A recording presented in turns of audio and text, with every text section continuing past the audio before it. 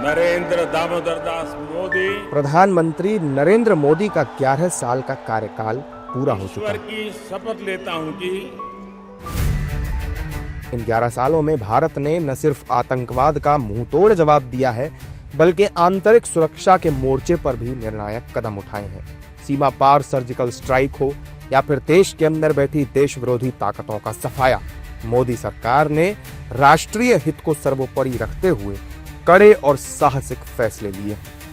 जम्मू कश्मीर से अनुच्छेद 370 हटाने से लेकर के ऑपरेशन सिंदूर जैसी त्वरित कार्रवाई तक सरकार ने हर मोर्चे पर आक्रामक और स्पष्ट नीति अपनाई।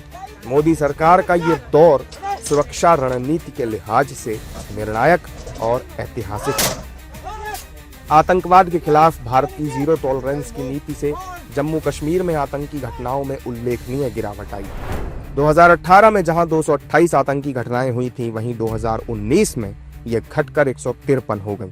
2020 में आतंकी घटनाएं 126 रहीं, 2021 में 129 घटनाएं दर्ज की गईं, 2022 में यह आंकड़ा 125 पर पहुंच गया और 2023 में यह संख्या घटकर 46 रह गई और 2024 में सिर्फ 28 आतंकी घटनाएं ही दर्ज हुई। जब जब सरहद पर आतंक ने दस्तक दी, भारत ने दुश्मन को उसकी ही जमीन पर जाकर सबक सिखाया। ऐसे कई मौके आए जब भारतीय सेना ने आतंकवादियों को उनके घर में घुसकर मुंह तोड़ जवाब दिया। सर्जिकल स्ट्राइक 18 सितंबर 2016 जम्मू कश्मीर के उरी में हुए आतंकी हमले में 18 जवान शहीद हुए। 28 से 29 सितंबर 2016 सेना ने पाकिस्तान में घुसकर सर्जिकल स्ट्राइक की। 7 आतंकवादी लॉन्च पैड तबाह, 40 आतंकवादी ढेर हुए। बालाकोट एयर स्ट्राइक 14 फरवरी 2019 पुलवामा आतंकी हमले में 40 सीआरपीएफ के जवान शहीद हुए। 26 फरवरी 2019 भारतीय वायुसेना ने पाकिस्तान में घुसकर बालाकोट में एयर स्ट्राइक की। बड़ी संख्या में जैश ए मोहम्मद के आतंकवादियों को मार गिराया। ऑपरेशन सिंदूर 22 अप्रैल 2025 पहलगाम में आतंकियों ने 26 निर्दोष नागरिकों की जान ले ली। 6 से 7 मई 2025 एयरफोर्स ने पीओके में 9 आतंकी ठिकाने तबाह कर दिए। 100 आतंकी इसमें ढेर हुए और पाकिस्तान के 11 एयरबेस तबाह हो गए। आतंकवाद के खिलाफ भारत के साहसिक और निर्णायक कदमों ने दुनिया को साफ संदेश दिया। मोदी सरकार ने दुनिया को दिखा दिया कि भारत अब आतंकवाद के माध्यम से छद्म युद्ध को सहन नहीं करेगा। नक्सलवाद के खिलाफ लड़ाई में मिली ऐतिहासिक सफलता। मोदी सरकार के 11 सालों में वामपंथी उग्रवाद के विरुद्ध लड़ाई में ऐतिहासिक सफलताएं मिली। वर्ष 2010 में 126 नक्सल प्रभावित जिले थे, जो अप्रैल 2024 तक घटकर सिर्फ 38 रह गए।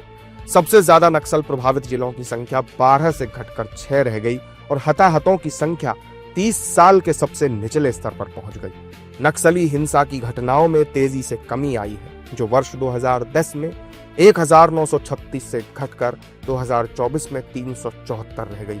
यानी नक्सली हमलों में 81% की गिरावट आई है और इसी अवधि में मौतों में 85% की कमी आई है। सरकार 31 मार्च 2026 तक नक्सलवाद को समाप्त करने की दिशा में आगे बढ़ रही है।